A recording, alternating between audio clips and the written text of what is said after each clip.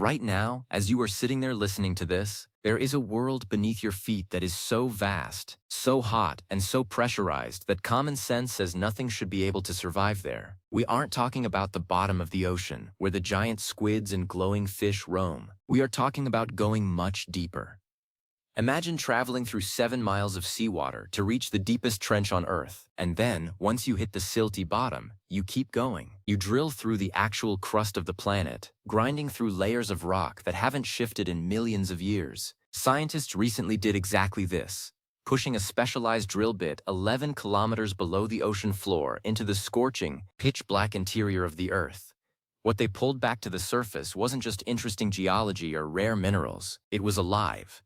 They found a thriving community of organisms living in a place that has been completely cut off from the rest of the biosphere since the time of the dinosaurs. This discovery doesn't just push the boundaries of biology, it completely shatters them. It forces us to ask a terrifying and exhilarating question. If life can thrive 11 kilometers inside the solid rock of our own planet, where else in the universe is it currently hiding? To get a sense of how extreme this environment is, you have to understand the pressure. At 11 kilometers below the seafloor, the weight of the overhead rock and the miles of ocean above it creates a crushing force that is thousands of times greater than what we feel at sea level. If you put a titanium sphere down there, it would be flattened like an aluminum can. Then there is the heat. As you go deeper into the Earth, the temperature rises steadily because you are getting closer to the planet's molten core. In the zone where these researchers were drilling, temperatures can reach over 100 degrees Celsius. That is the boiling point of water. Under normal circumstances, proteins fall apart and cellular membranes melt at these temperatures. For a long time, this was known as the biotic limit, the point where the environment becomes too aggressive for life to persist. But as the drill rig aboard the research vessel pulled up the latest core sample, the sensors began to flare with data that shouldn't have been possible. When the scientists opened the pressurized canisters containing the deep rock samples, they found something that looked like ordinary basalt and clay. But when they applied special fluorescent dyes designed to bind to genetic material, the rock started to glow. It wasn't just a few stray cells that had fallen into the hole from the surface. The rock was saturated with them. These are what scientists call extremophiles, but even that word feels too small for what these creatures are doing. They are living in the deep biosphere, a massive underground world that might actually contain more biomass than all the forests and oceans on the surface combined. We have spent centuries looking at the skin of our planet, unaware that the interior is crawling with life. The way these organisms stay alive is perhaps the most fascinating part of the discovery. On the surface, almost all life depends on the sun. Plants capture sunlight, animals eat the plants, and so on. But 11 kilometers down, there hasn't been a photon of light for billions of years. There is no oxygen, and there are no organic nutrients falling down from above. Instead, these deep earth dwellers practice something called lithotrophy. They literally eat rocks. They survive by harvesting the tiny amounts of energy released during chemical reactions between water and minerals. Specifically, they utilize a process called serpentinization, where olive green rocks in the mantle react with water to produce hydrogen gas. These microbes breathe that hydrogen and use it to power their cellular machinery. They are essentially living off the geological heartbeat of the planet. This discovery has massive implications for our search for alien life. For decades, NASA and other space agencies have been looking for Earth-like planets, meaning planets with liquid water and atmospheres on the surface. But if life can flourish miles deep inside a planet's crust without any need for an atmosphere or sunlight, then our search area just expanded by a factor of 1,000. Mars might look like a frozen, dry wasteland on the surface, but its interior could be teeming with the exact same kind of hydrogen-eating microbes we just found under our own ocean. The same goes for the icy moons like Europa or Enceladus. We've been looking at the front doors of these planets, but the party is happening in the basement. The researchers had to use mind-blowing technology to ensure they weren't just seeing contamination. When you drill a hole that deep, you have to use drilling fluid to lubricate the bit and keep it from melting. This fluid is usually full of surface bacteria. To solve this, the team added a unique chemical tracer to the drilling mud. When they analyzed the cells in the rock, they checked for that tracer. If the tracer was there, they threw the sample out. But in the deepest sections of the core, they found cells that were completely clean of the tracer. These were the true locals, These organisms have been down there for so long that their genetic code has diverged significantly from anything we see on the surface. They are a separate branch of the tree of life that has been evolving in total isolation. As they looked closer at the life cycles of these deep earth microbes, they found something even stranger. Life in the deep crust doesn't move at the same speed as life on the surface. Up here, a bacterium might divide every few minutes or hours. Down there, where energy is incredibly scarce, these organisms have slowed their metabolism to a near halt. Some of these cells might only divide once every 100 years, or even once every 1,000 years. They are essentially living in slow motion. They aren't just surviving. They are enduring across geological timescales. One scientist described them as living ghosts, organisms that exist on the edge of what we define as active life. The discovery also sheds light on the origins of life on Earth. There is a long-standing debate about whether life started in a warm little pond on the surface, as Charles Darwin suggested, or at the bottom of the ocean near hydrothermal vents. This new find suggests a third possibility. Life might have started deep within the crust itself. The interior of the planet would have been a much safer place 4 billion years ago, protected from the intense ultraviolet radiation of the young sun and the constant bombardment of asteroids that plagued the early Earth. The deep crust could have been a giant laboratory where the first chemical reactions of life were allowed to cook in peace for millions of years before eventually migrating to the surface. To get these samples, the research ship, the Chikyu, had to stay perfectly stationary over a spot in the ocean while lowering miles of heavy steel pipe into the water. It's an engineering feat equivalent to standing on top of a skyscraper and trying to thread a needle held by someone in a car driving by on the street below. Every time the drill bit wears out, they have to pull all 11 kilometers of pipe back up, change the bit, and thread it all the way back into the same tiny hole. It is a grueling, expensive, and incredibly slow process, but the results have been worth every second. Each core sample is like a page in a book that has been sealed for an eternity. When they analyzed the DNA of these deep dwellers, they found specialized enzymes that we've never seen before. These enzymes are designed to repair damage caused by high heat and pressure at a superhuman rate. Because the environment is so harsh, the DNA of these organisms is constantly being hit by thermal stress. If they didn't have these hyper-efficient repair kits, they would simply dissolve. Biotech companies are already looking at these enzymes to see if they can be used in industrial processes. Imagine a detergent that can work in boiling water, or a medical treatment that can repair human cells at an accelerated pace. The secrets found at the bottom of the Earth could end up fixing problems in our daily lives. The deep biosphere isn't just a few isolated pockets of life, either. Evidence suggests it is a massive, interconnected network. The crust is full of tiny cracks and pores through which water circulates. It's like a giant planet-sized sponge. These microbes move through these cracks at a glacial pace, slowly colonizing every available nook and cranny. This means that beneath the solid ground we walk on, there is a literal inner Earth of biological activity. We aren't just living on a planet. We are living on top of a massive, living organism that is miles thick. The researchers also found evidence of viruses in these deep samples. This was a shock. Viruses usually need a high density of hosts to survive and spread. In an environment where cells are spaced out and grow incredibly slowly, you wouldn't expect a virus to be able to make a living. But it seems these viruses have adapted to the slow life as well. They might stay dormant inside a host cell for centuries, waiting for the perfect moment to activate. This virusphere in the deep Earth is another layer of the mystery that we are only just beginning to untangle. Think about the patience required to be a scientist on this mission. You spend weeks drilling, months analyzing, and years double-checking your work just to prove that a few glowing spots on a slide are actually alive. But that persistence is what changes our world. Before this mission, the idea of life 11 kilometers deep was considered a fringe theory. Now, it's a proven fact. It reminds us that our assumptions about the rules of life are often based only on the tiny slice of the universe we can see. Every time we look somewhere impossible, we find that life has already been there for aeons. The temperature at 11 kilometers is roughly 120 degrees Celsius. To put that in perspective, that's hotter than the steam coming out of your tea kettle. Most life forms we know would have their DNA denatured at this point, which is a fancy way of saying it would unspool and stop working. These deep Earth microbes have evolved a different kind of chemistry to keep their genetic information tightly coiled and protected. They're using specialized proteins that act like staples, holding the DNA together against the heat. It's a completely different approach to being a biological entity. The water found in these deep crust pores is also unique. It hasn't been part of the ocean's cycle for millions of years. It's incredibly salty and full of dissolved metals.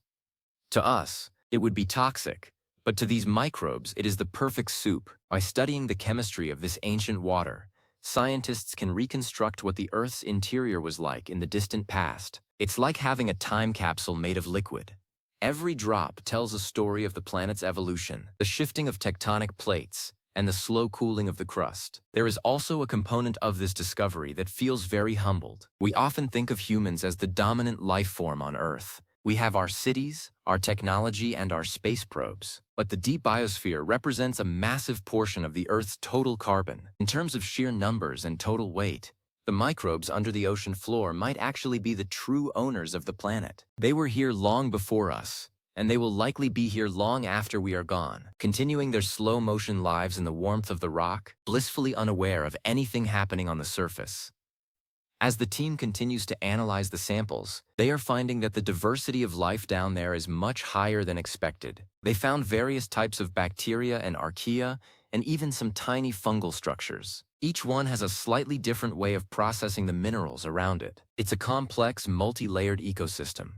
They have even found evidence of predatory microbes that survive by consuming other microbes. Even in the crushing darkness 11 kilometers down, the fundamental struggle for survival continues. It's a miniature version of the world above, just operating on a much longer timeline. The implications for planetary protection are also huge. When we send probes to other planets, we are terrified of accidentally bringing Earth microbes with us and contaminating an alien ecosystem. Previously, we thought that if we landed on a dry, harsh spot on Mars, the sun's radiation would clean our probe. But if Earth microbes can survive miles deep in the rock, they might be able to survive the trip to Mars and hide inside the Martian crust, out of reach of our cleaning methods. We have to be incredibly careful because we now know just how tough and sneaky life can be. This mission has also prompted a rethink of how we define a habitable zone around a star. Traditionally, this is the area where a planet can have liquid water on its surface. But if the interior of a planet provides its own heat and energy through chemical reactions, then a planet could be habitable even if it is floating in the middle of deep space, far away from any sun. This internal habitable zone could mean that the universe is essentially a giant nursery, with life tucked away inside the warm hearts of billions of wandering planets and moons. The dark spaces between the stars might not be empty after all. The researchers used a specialized lab on the ship called a radioisotope lab to measure the activity of the cells. They fed the microbes labeled food, chemicals that had a specific radioactive signature. If the microbes were alive, they would process that food and release a radioactive gas as a byproduct. Even though the metabolism was incredibly slow, the sensors picked up the faint signals of breathing. That was the moment of absolute certainty. The rock was breathing. It was one of the most quiet yet profound moments in the history of expeditionary science. One of the biggest questions remaining is how far down life actually goes. If we found life at 11 kilometers, why not 15 or 20? Eventually, the heat will become so intense that even the most specialized proteins will melt. Scientists believe that somewhere around 5 or 10 kilometers deeper, we will finally hit the true hard limit for life. They are already planning the next phase of the project, which involves using even more advanced drilling techniques to reach the Mohorovičić discontinuity, the boundary between the Earth's crust and the mantle. If life exists there, it would change our understanding of biology yet again. The Deep Earth discovery is a testament to the fact that we are living in a second age of discovery. The first age was about mapping the continents and oceans. This second age is about mapping the hidden dimensions of our reality, the deep past, the deep space, and the deep interior of our own world. We are peeling back the layers of the onion, and every layer reveals something more incredible than the last. The fact that something is alive so far down is a beautiful reminder that our planet is still full of mysteries. As the drill cores are transported to universities around the world, the data is being shared openly among the international scientific community. Teams in Japan, the United States, and Europe are all working together to sequence the genomes and understand the unique chemistry of these organisms. It is a massive collaborative effort to understand the newest neighbors we never knew we had. This isn't just one country's discovery. It belongs to everyone. It is a piece of the puzzle of where we come from and what the potential for life is across the stars. The deep biosphere may also play a role in regulating the Earth's climate on a very long-term scale. By processing carbon and minerals deep in the crust, these microbes are part of the global carbon cycle. They act as a giant, slow-moving buffer that helps keep the planet's chemistry in balance over millions of years. We are just starting to build computer models that include the deep biosphere, and the results suggest that these tiny organisms have a much bigger impact on the planet's stability than we ever realized. Think about the sheer alienness of their existence. No seasons, no weather, no day or night. Just the constant, unwavering pressure and heat. They exist in a state of perpetual meditation.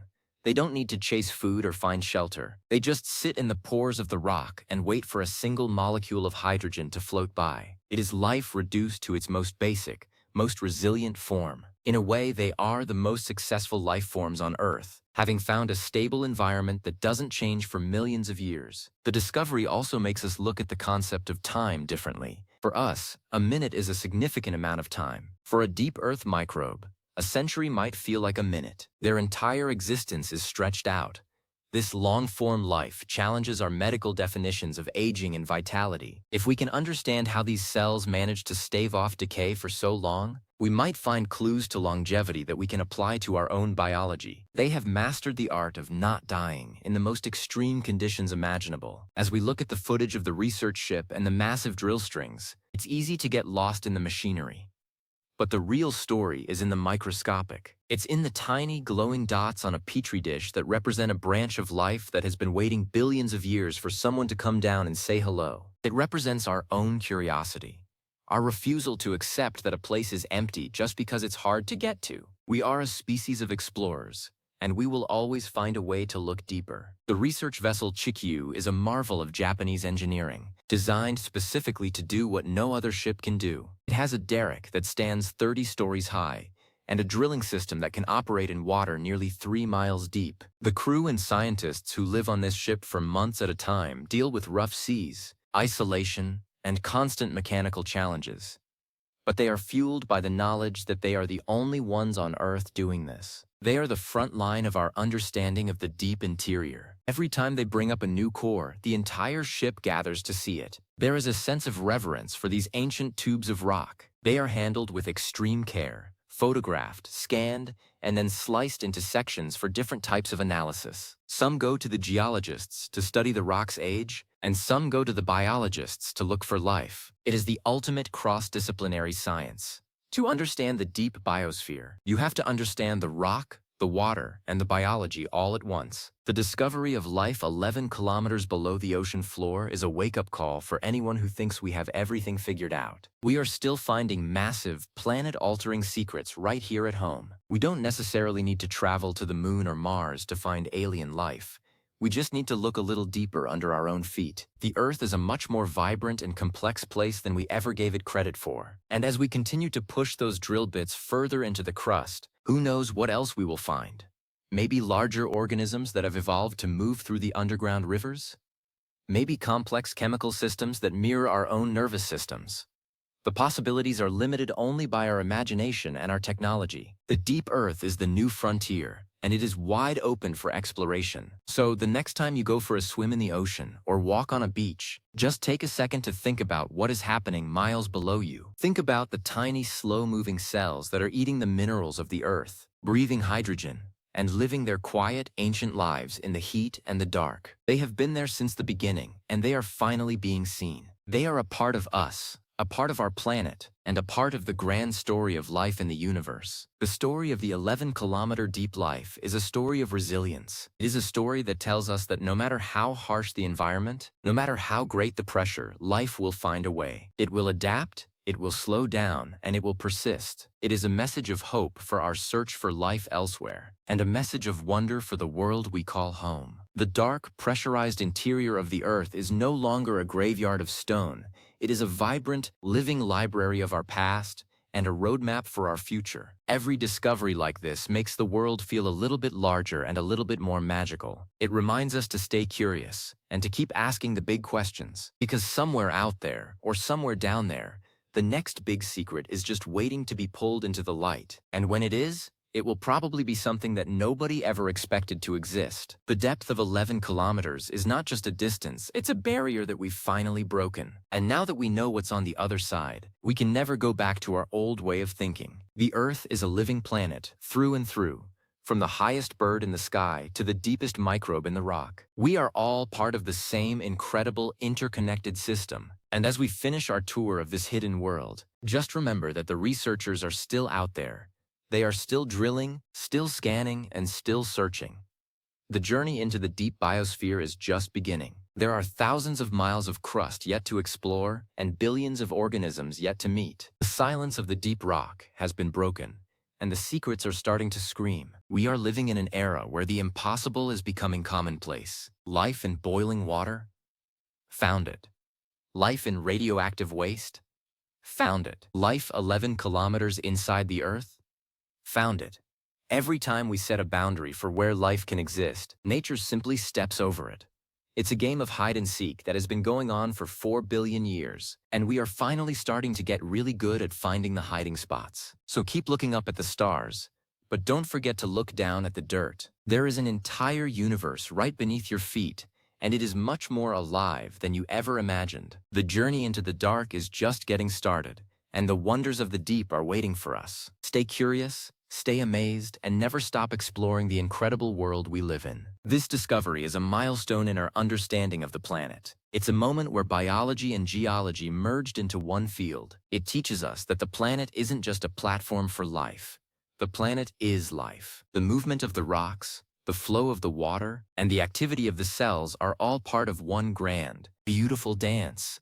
And we are the lucky ones who get to watch and learn. The story of these deep dwellers is our story too. It's the story of how our planet works, how life survives, and what the future might hold. It's a story with 11 kilometers of depth and 4 billion years of history. And the best part is, we are only on the first chapter. As the sun sets on another day of research, and the drill continues to bite into the ancient basalt, we can rest easy knowing that the world is a much more interesting place than we thought. The dark is no longer empty, the heat is no longer a barrier, and the deep earth is no longer a mystery. It is a home, and it is teeming with life. Thank you for coming on this journey to the deepest, hottest, and most extreme part of our planet. It's a place that was once thought to be a wasteland, but is now known to be a sanctuary. A place where life has been hiding for millions of years, just waiting for us to find it. The next time you think about the wonders of the world, remember the 11 kilometers below the seafloor. Because that's where the real magic is happening. The exploration continues. The mystery and the excitement grow. The deep biosphere is waiting, and we are coming for its secrets. One core sample at a time, we are uncovering the true nature of our living planet, and it is a sight to behold. Keep your mind open, your heart ready for wonder, and your eyes on the horizon. The future of discovery is deep, and it is more alive than we ever dreamed.